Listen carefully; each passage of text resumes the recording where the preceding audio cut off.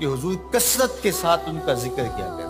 उम्मुल मोमिनीन फरमाती हैं कि तो मुझसे ना रहा गया मेरा उनसे जो ताल्लुक था, तो मैंने कहा हुजूर आप कुरैश की उस बूढ़ी औरत का जिक्र नहीं छोड़ते जबकि अल्लाह ने आपको बेहतर अज़वाज अता कर दी। तो आका करीम अलैहिस्सलाम ने फरमाया, आयशा जब पूरे मक्के ने मेरा इनकार किया था उसने मेरा इकरार किया था, मैं उसका जिक्र कैसे छोड़ सकता।